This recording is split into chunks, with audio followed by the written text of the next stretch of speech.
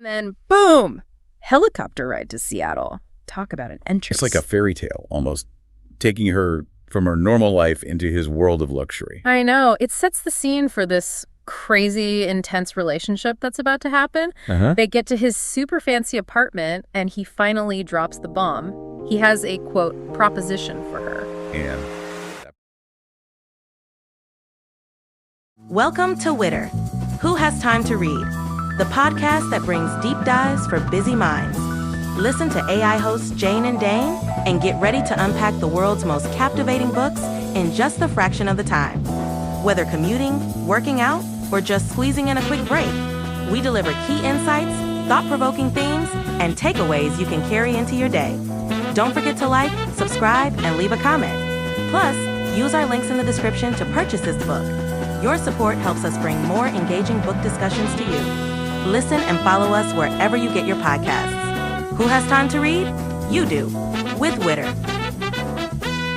All right, let's dive in. You guys gave us a really spicy one this time. oh, yeah. The first book of the 50 Shades trilogy. Oh, wow. Yeah. That's going to be fun. So get ready, folks, because we're going deep into this steamy and, let's be real, kind of controversial novel. We'll break down the main themes and see how the characters change, you know, all that good stuff. You say controversial. I mean, it definitely set off a cultural, explosion when it came out. Oh, totally. But at its heart, it's all about power, desire, and how modern relationships, work.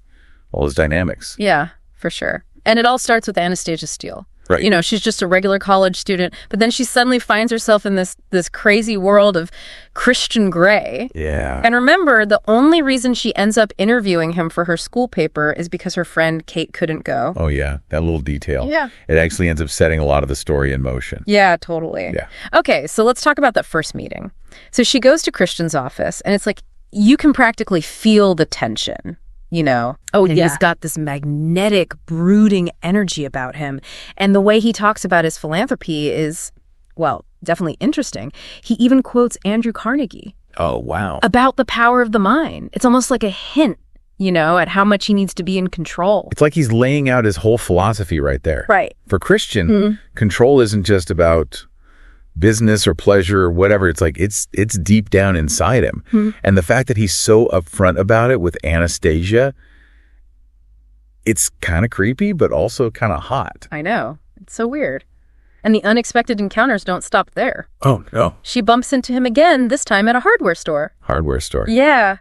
Yeah. Not exactly where you'd expect to find a billionaire CEO, right? It's so funny to think about. I know. It's like, what is this guy doing buying cable ties? Like, is he messing with us? Or is this a peek at the real Christian? It makes you wonder, huh? Like, what's he really like when no one's looking? Exactly. And then there's that photo shoot where he agrees to let Anastasia and her friend Jose take pictures of him for their article. But then he says, I'm glad Miss Kavanaugh couldn't do the interview. It's like, whoa, hold on a sec. What's going on here? Oh, yeah, it's definitely a red flag. Totally. And then he rescues her from almost getting hit by a cyclist, which should be romantic, right? But it's not. It's just awkward. Yeah, it's like he's not even interested. And she's clearly into him, but he's just not giving her anything back, which just makes her more curious. Oh, for sure. Fast forward to her graduation party, and things take a wild turn. She drinks a little too much and calls him out of the blue. That's surprising. She's usually so shy. I know, right? Yeah. It's like the alcohol, let loose this impulsive side of her we haven't seen before. Interesting. And then Christian shows up at the party. No way. Yeah. And then he ends up taking care of her when she gets sick. It's almost like he's drawn to her vulnerability. Like a shift in their dynamic. It's the first time he's really taken care of her. It shows this softer side to him. Yeah, totally. And then, boom, helicopter ride to Seattle. Talk about an entrance. It's like a fairy tale, almost, taking her from her normal life into his world of luxury. I know. It sets the scene for this crazy, intense relationship that's about to happen. They get to his super fancy apartment, and he finally drops the bomb. He has a, quote, proposition for her. And that proposition, of course, is that infamous contract. Yeah. It lays out all rules for a dominant, submissive relationship. It's where the book really gets into BDSM. Right. BDSM, for anyone who doesn't know, is basically exploring power dynamics and role-playing in a sexual context. But it's all consensual, of course. Exactly. And Anastasia is totally shocked, Which makes sense. She even tries to push back on some of the rules. Yeah, which is interesting. It shows that she's not just going to blindly follow him. Oh, yeah. She's got a mind of her own. And Christian is thrown off by her pushing back, especially when he finds out she's a virgin. That's a big reveal. It adds another layer to everything. Now, it's not just about the BDSM stuff. It's about her being inexperienced emotionally and him wanting to guide her, which, for a control freak like Christian, is probably super appealing. Totally. So he takes her to his playroom, which is dedicated to, well, BDSM activities. Oh, wow. And let's just say things get intense. You can really see the power dynamics at play. Christian is totally in charge, calling all the shots. But even when things are super intense, you can tell Anastasia wants more, like a deeper connection. Right. And then outside the playroom, it's all playful banter, flirty emails, that kind of thing. He even gives her a new laptop. But you always get the feeling he's testing her. It's this constant back and forth. She's attracted to him and the excitement, but she also wants a normal romance. And those two things just don't mix with Christian's need for control. And she doesn't just let him walk all over her either. Remember when she goes to visit her family in Georgia? Yeah. Her mom gives her some great advice. Oh, yeah. What'd she say? She tells her to trust her gut and not overthink everything. That's good advice. Right. And then, bam, out of nowhere, Christian shows up at the hotel bar where she's with her mom. What? No way. Yeah. And he completely flips out when he sees her flirting with her friend, Jose. Really? And his jealousy goes through the roof when he finds out she's not so sure about his relationship with Elena. Oh, yeah, Elena. She's a big part of his past, and he really doesn't want to talk about it with Anastasia, which obviously creates problems. And it's not just jealousy, it's trust. She feels like he's hiding things, and his defensiveness makes it worse. They both feel hurt and insecure, which just leads to a huge fight. It's like they can't communicate. Right. They both want to be close, but they don't know how to be open and honest with each other. And then, to make things worse, Christian just leaves her there at the bar with her mom. Seriously. It's cold, right? It just shows how imbalanced their relationship is. He has all the power. And then the final blow, she gets this impersonal text telling her to go to his hotel, and he signs it with his full CEO title. It's a total power move. He's shutting down emotionally and reminding her who's in charge. It leaves you hanging, wondering if she'll give in or finally break free. That's intense. Yeah. So it's like, will they or won't they? Yeah. We're left wondering if Anastasia is strong enough to stay away or if Christian's going to pull her back in. Yeah, exactly. And it doesn't help that she can't stop thinking about him, even though she decided to walk away. Well, yeah, I mean, he's this mysterious, powerful guy who's turned her whole world upside down. Totally. Yeah. And she's still trying to wrap her head around everything, so she starts researching BDSM. Oh, wow. Trying to learn more about that world Christian introduced her to. It's pretty brave of her. Yeah. Facing something so unfamiliar head on. Yeah, it shows she's not afraid of a challenge. She wants to understand it all. And it's important for her to figure this out, for her to understand desire and consent and all of that. Yeah, definitely. Meanwhile, Christian's showering her with gifts. Oh, really? Yeah, like a brand new laptop. Because, everyone needs a fancy new computer after a breakup. Right. And he sends these playful, almost teasing emails, urging her to, embrace her submissive side.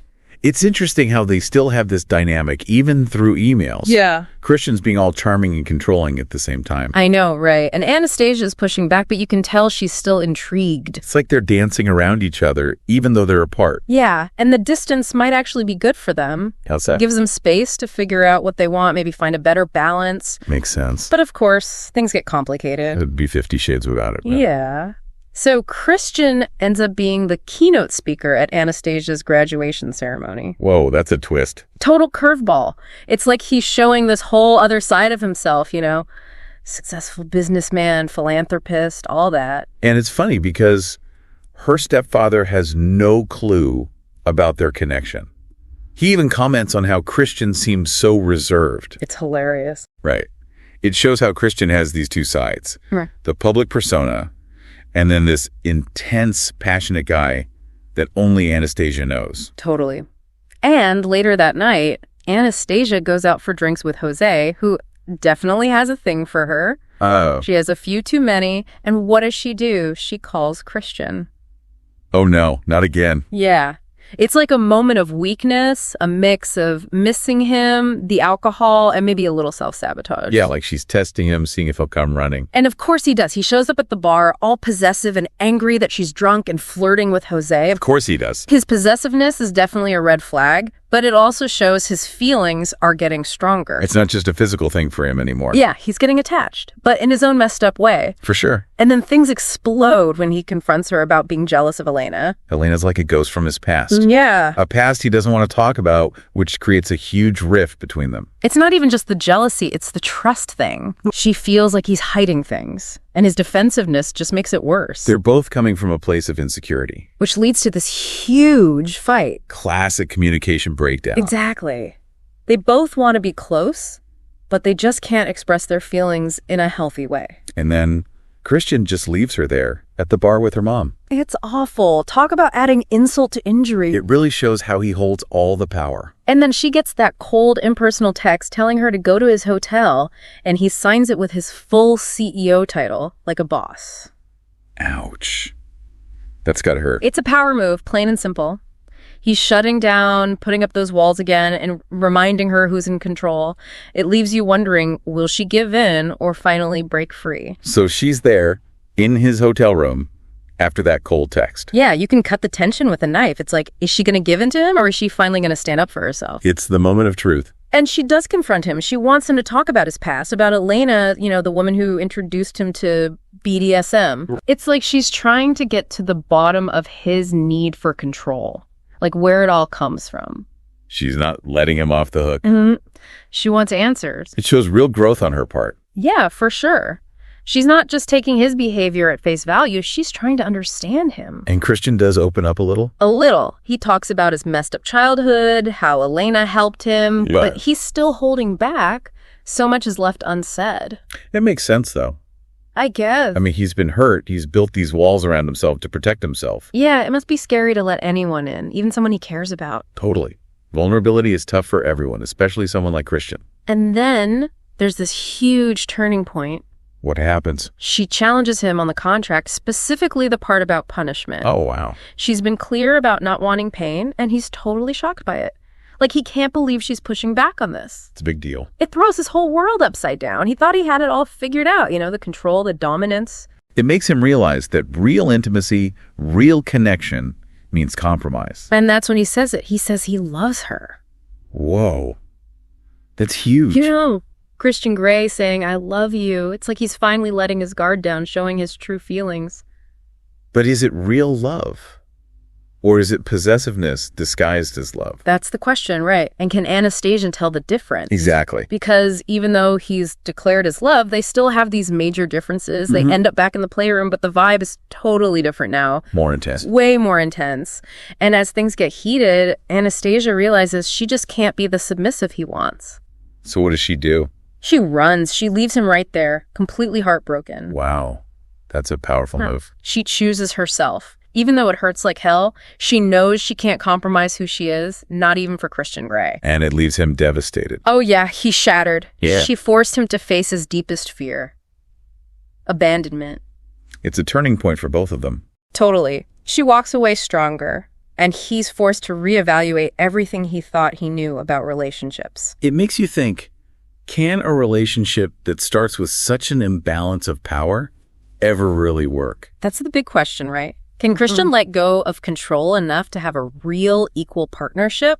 And will Anastasia ever be okay with his lifestyle? So many questions. It's what makes this book so fascinating. It leaves you thinking long after you finish it. For sure. It makes you question your own beliefs about love, power, and what you're willing to compromise. Yeah, like what would you do if you were in Anastasia's shoes? Exactly. And that's what we love about these deep dives, right? They spark these conversations, make you think about things in a new way. Absolutely. Well, that was intense. Thanks for joining us as we unpacked this crazy, complicated, and totally addictive story. It was a wild ride.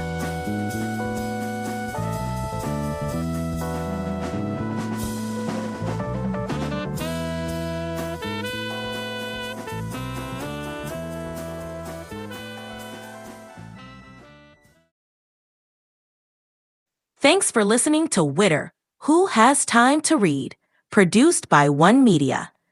Please support the author by purchasing the book or audiobook using the link in the description. It's a great way to help keep the art of writing alive. And stay in the loop. Subscribe to our newsletter for updates on weekly deep dives. And don't forget to share your thoughts or suggest our next deep dive at witterpodcast@gmail.com.